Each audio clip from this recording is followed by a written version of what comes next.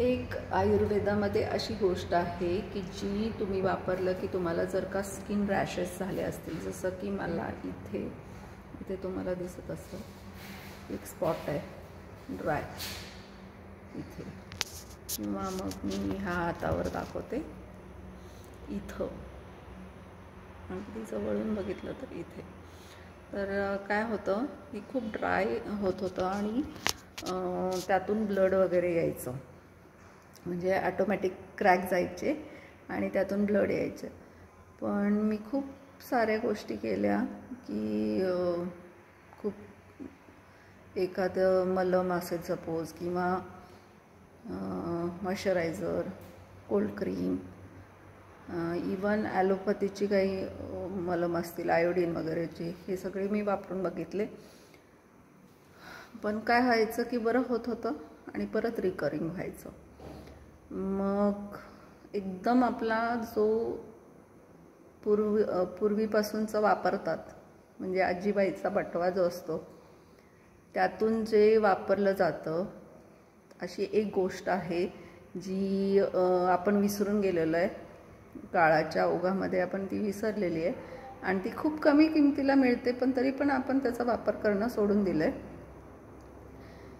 ती म्हणजे ही एक गोष्ट आहे. हे आता प्रत्येक ठिकाणी काय म्हणतात माहीत नाही मला, पण आपल्या महाराष्ट्रामध्ये तरी कोकम तेल म्हणतात. कोकम तेल हे कायम असं सॉलिड स्टेटमध्येच येतं आणि मला वाटतं किराणा वगैरेमध्ये तुम्ही जर का गेला तर किराणाच्या दुकानात एक 25-30 रुपयाला, जास्तीत जास्त 50 रुपयाला मिळतात. पण मी शक्यतो आयुर्वेदिक दुकानातून घेते, त्यामुळे आयुर्वेदिक दुकानात ह्याची किंमत एक साधारण 150 आहे. येस, 100 ते 150 रुपयाला मिळतो, पण क्वालिटी एकदम छान आहे. सो इन्स्टेड ऑफ किराणा दुकानात जाण्यापेक्षा मी तर प्रिफर करेन की आयुर्वेदिक कुठलं तरी दुकान असेल त्याच्याकडून तुम्ही घ्या.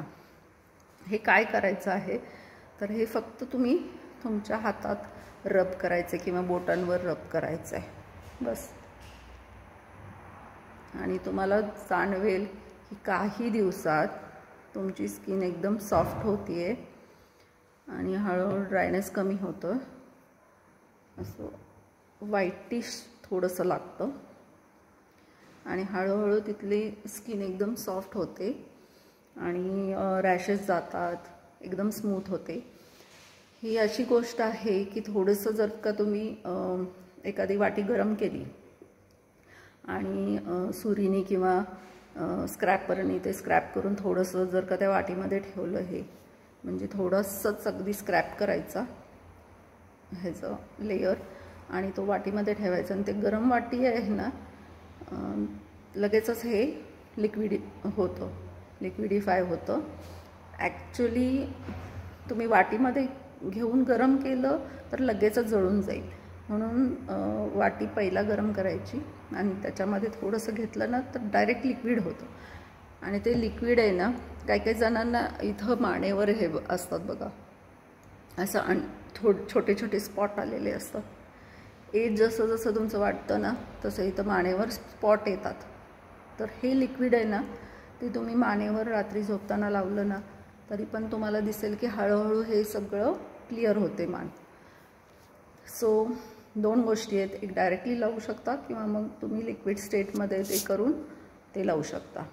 तर सपोज तुम्हाला काही स्किन रॅशेस असेल किंवा स्किन डिझीज असेल आणि तुम्ही खूप औषधं करून थकले असाल तर हा उपाय जरूर करा आणि मला सांगा की कसा वाटला. मला 100% खात्री आहे की तुम्हाला हे नक्की ह्याचा फायदाच होईल आणि अपाय तर मुळीच होणार नाही. सो क्रॅक्ड हील जर असतील तरी पण हे वापरून बघा. त्या केसमध्ये तुम्हाला लिक्विड करायची गरज नाही, डायरेक्ट तुम्ही जिथं क्रॅक्ड हिल्स आहेत ना, हिल्सवर घासा, सॉक्स घाला आणि झोपून जा रात्री. सो नक्की हा उपाय करा.